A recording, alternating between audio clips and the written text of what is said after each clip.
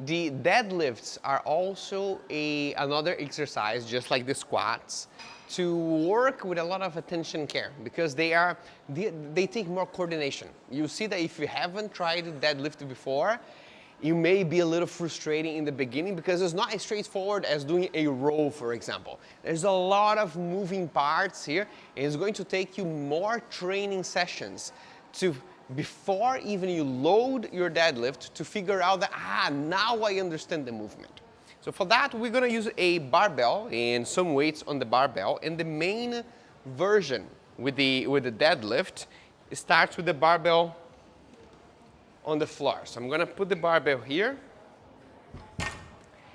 And the main version, it starts with my feet more or less shoulder width apart. I'm going to roll the bar over the middle of my foot. And I'm going to hold the bar close to my feet with my arms straight. So here you see that I am half squatting, but my hips are all the way to the back. So there's a hinge from the hips and there's a squat motion here. Now the beginning of the deadlift is when I bring the bar to touch my shins. So I want the bar always to be traveling in touch with my leg. When I pull the bar up, it needs to pull my pants up. And when I lower the bar, it kind of needs to pull my pants down a little bit. So there's no lever between the bar and my body, and there's no added tension on my lower back. So the bar is always pressed against my legs. And this is the first step of the deadlift. I'm gonna show you the movement of what it looks like, and then I'm gonna give you the step-by-step after that. So once the bar is on top of my legs, or in touch with my legs, I lift them up and stand tall. And then all the way back. Touch the ground, stand up, and lower the bar. So now let's go through the middle steps. Once the bar is touching your legs, what you want to do is to preload pre-tense your body, preload the exercise. Preload means that there's an amount of force that I can do here that I bring tension to my body, but you see that the bar still doesn't move. This is the preload. So here I am kind of pulling up, but the bar is still on the floor. So this is the first movement. It's preload. Now after the preload, I'm gonna pull the bar up to travel all the way to my knees. Once you reach my knees, I bring my hips forward. And so once again, from this first half of the deadlift, I am kind of squatting the bar. I'm using my legs and pushing my body against the floor. Once the bar passes my knees, now I'm bringing my hips forward, and this motion is what's getting me straight up. So here is half squat, half a hip hinge. So this is the ascending of the deadlift. Let's go through this again. Bring the bar to touch your legs. Now I'll preload. So when I preload, I like to bring my shoulders, my elbows to the back. I rotate my shoulders this way so I engage my lats and my back is straight.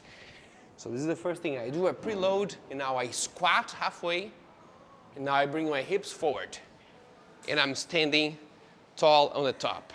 Now to come down, the first half I'll do the opposite. First my hips are going to go down without my knees bending. Once the bar passes my knees, then is when the knees bend. And I kind of squat my way down. So the descending part of the deadlift is first a hip hinge, so my hips start to go all the way back, as if my knees are not bending yet.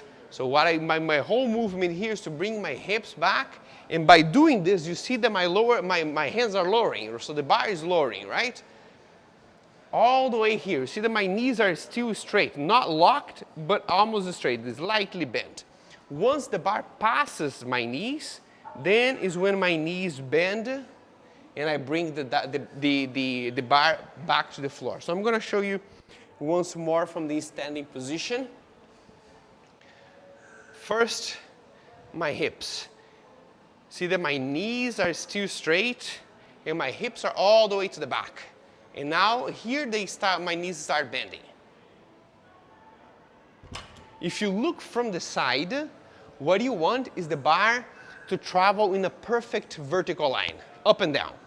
What happens, the mistake that may happen here, is one, you will see when you are learning the coordination of the movement, once you are standing, you see that your knees want to bend before the bar passes the knee. So they start to bend right here. So see that the bar travels forward. It's not traveling up and down, but it travels forward. And then for that, you need to lean back. And then the movement becomes a whole wave type of thing. So this is one of the main mistakes that you want to avoid. First, hip hinge. Bring your hips all the way to the back. Once your hands pass your knees, now your knees bend. And this way, the bar is coming all the way down in a vertical line. The second mistake here is the back position. You want your back to be straight. What you will see is when you're learning this movement, there's a tendency of lifting this as if it was a bag of groceries from the ground that you do with your back around like this.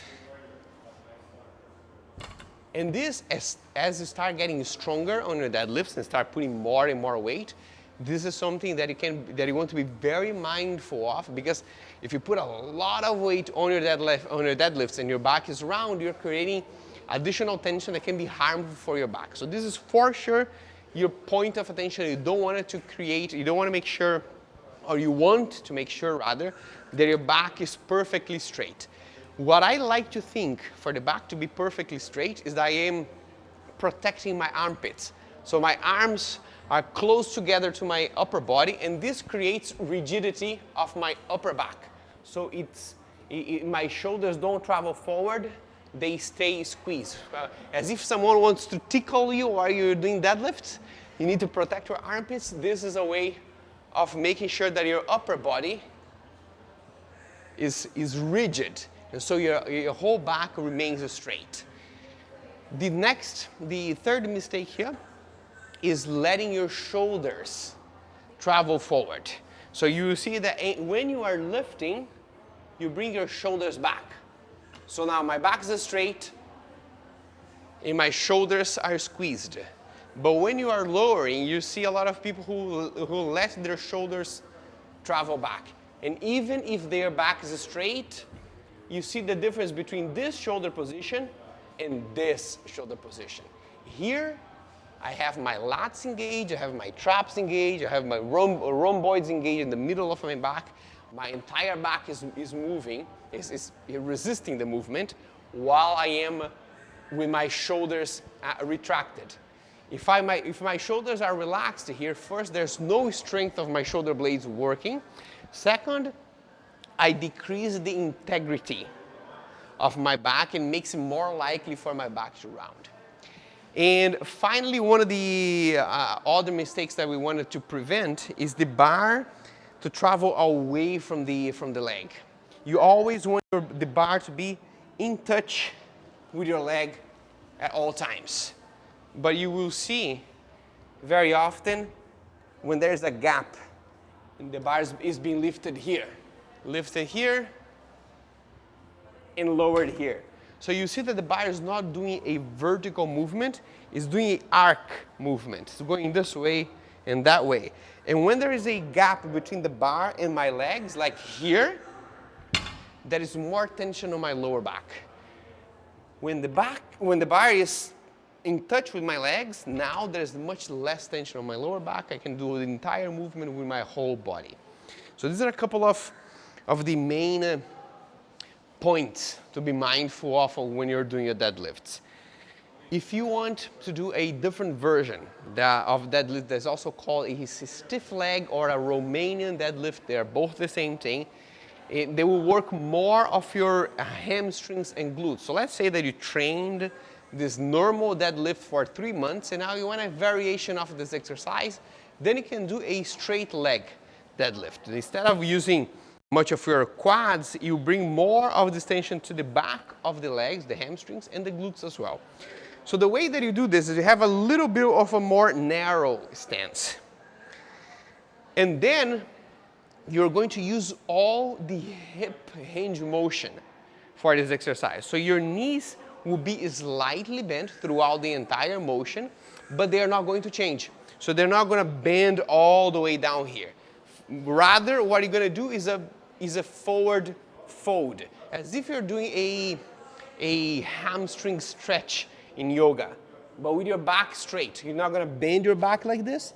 You're going to have your back straight. So how did it start? That I bring the bar close to my leg again, same as before. I preload the exercise, and now you see that my legs are almost straight. It's very different than this position. It is this position. So I preload, and I bring the bar all the way up. And from here, I will hip hinge my way all the way down. So my knees will not bend once the bar passes the knees. I will just keep going down and stretching my glutes and my hamstrings.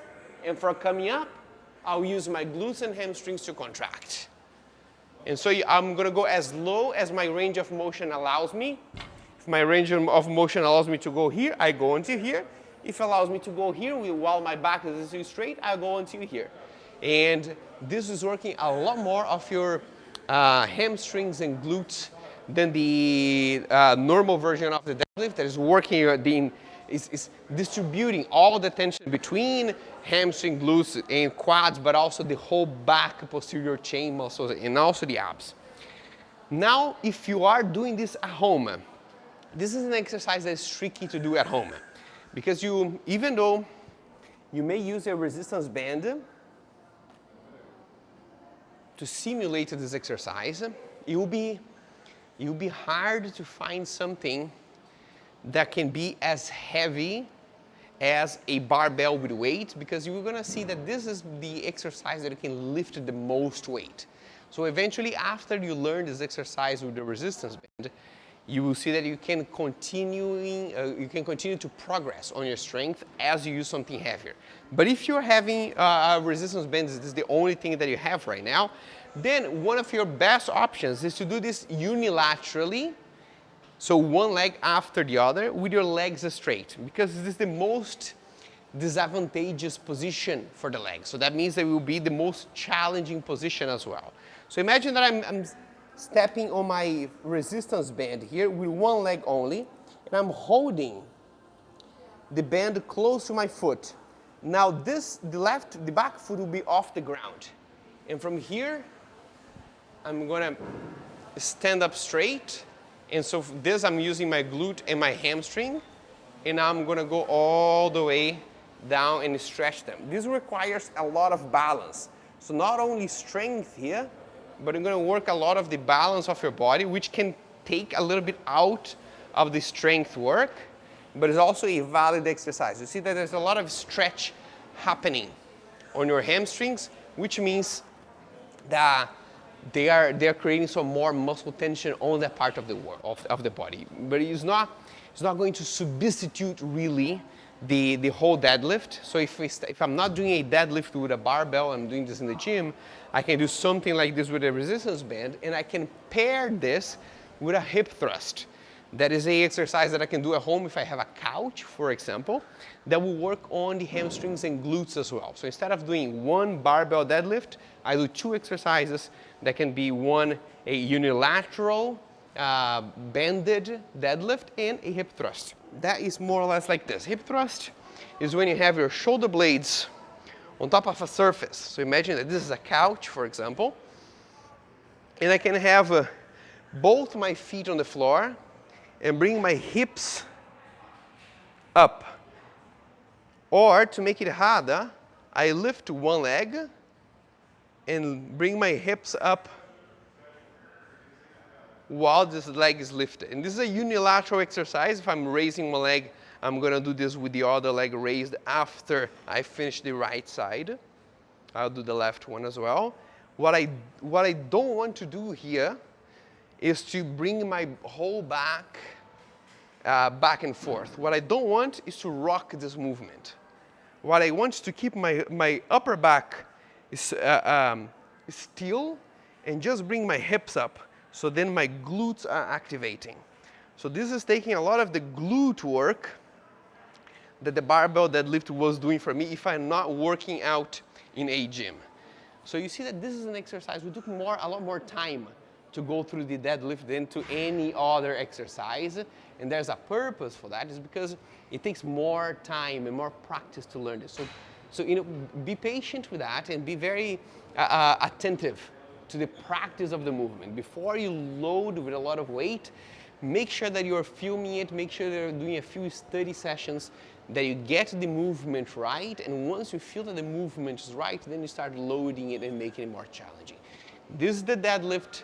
If you master this exercise, you're all the way to mastering the strength of your entire body.